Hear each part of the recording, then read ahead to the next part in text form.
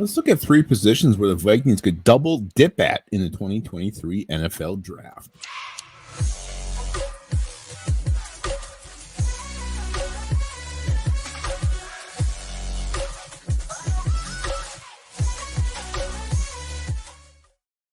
All right, welcome back to Onebar and Lupagus show. I am Lupagus, and we're talking 2023 NFL Draft and the Vikings with some positions they can maybe take. They can address more than once in this draft. We're going to talk about three positions where they could do just that. Before we do, be sure to subscribe to the channel, like the vids, comment as well. We'd love to hear you guys' thoughts. We do the weekly top 7 comments video, so maybe your comment will be on that list. Also, don't forget to drop hashtag 10,000 in the comments. We are approaching that, still a ways away, but we are marching toward 10K subscribers. All right, so three positions where the Vikings could double dip. Let's start with wide receiver. And you look at this depth chart. You know that, stop. Before we even get into this, the Vikings only have 5 selections, right? But it doesn't mean they can't address one position more than once in this draft. Just because they have 5 picks doesn't mean they can't bring in a couple corners, bring in a couple wide receivers. I mean, there's no reason they can't do that. Use your picks wisely, but also realize what positions on this team need the most help. So just because we have 5 picks doesn't mean they're going to spread them out evenly. They could definitely double dip. All right, let's start with wide receiver. So I already mentioned it, but you look at this depth chart, and Justin Jefferson, KJ Osborne, those are your 2 proven receivers. The next closest thing to a proven receiver will be Jalen Reagor, who when he was actually in the offense, I think he came in for Thielen last year. He didn't know what he was doing. He was running the wrong routes, led to an interception in that Colts game.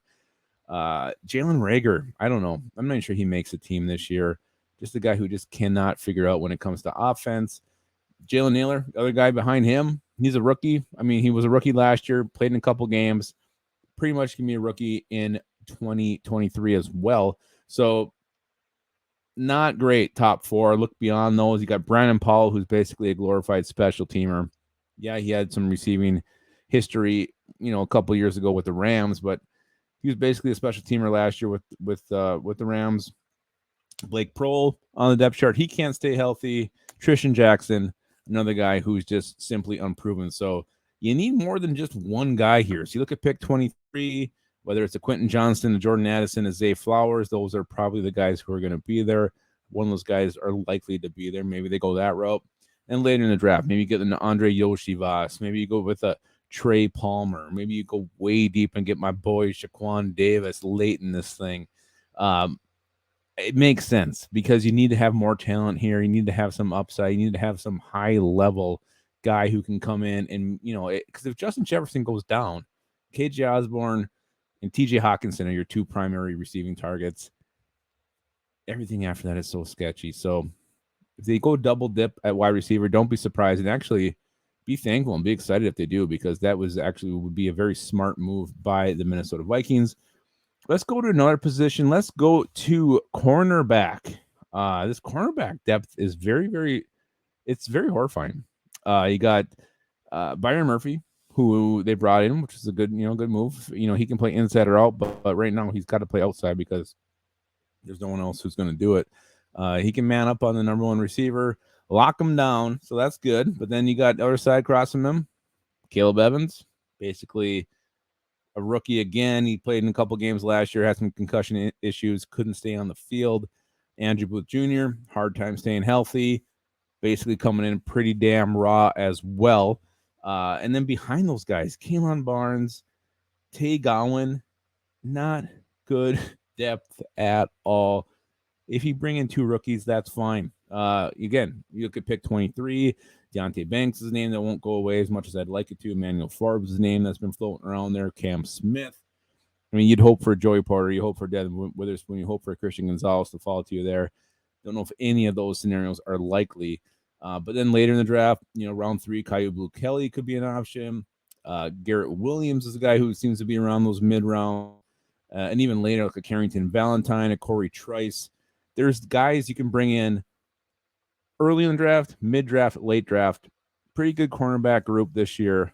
You can bring in some talent here and really improve the depth at this position. And it needs a lot of improvement here, because if we go in the season the way it is now, that is absolutely Absolutely horrifying. I think the last position that we could double dip at would be defensive line. You look at it right now. I mean, it's just like an average group of dudes. I mean, Harrison Phillips, it would be like the star, and I don't know if you can even call him a star. I'm assuming he's gonna come back and play Noah's. Maybe you put Tonga on end, and you put Dean Lowry on end right now. Maybe Tonga takes the middle and Phillips bumps outside. But the depth behind them guys, it's. I mean, even the starters isn't that overly convincing. Dean Lowry, he's played good in spot duty. I don't know if he's an everyday starter, a guy you can rely on every single week. Kyrie Tonga, I mean, he's got plenty of upside. I love him, and I think he's got a bright future. I don't know if he's quite there yet. Harrison Phillips, he is. I mean, he's damn good. But behind those guys, you got Stacey Atumwale, the second-year guy who played in 5 games last year. I don't think he's a lock to make this team. He's got to battle his way onto this roster. Jonathan Bullard, I'm surprised the team brought him back. Great story. He was a June signing last year. Made around for a second stint with the team, so that's a good story. But what did he really do last year? Nothing. James Lynch, same thing. A guy who didn't make a ton of plays, at least not splashy plays. Maybe he's doing what he's supposed to do in the whole overall scheme of Ed Donatel's defense, but didn't really light up the stat sheet or didn't make you say, "Oh my God, James Lynch, the ginger snap is having himself a game today." I don't remember. I think I've ever said that once. And then behind those guys, T.J. Smith, Sheldon Day, Ross Blacklock. Again, why the hell do you restructure Ross Blacklock? And then Kenny Willekes.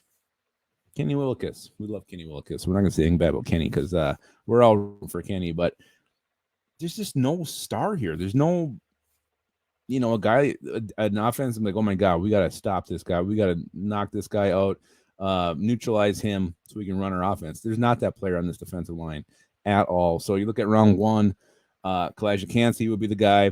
Brian Bresee would probably be the option 2.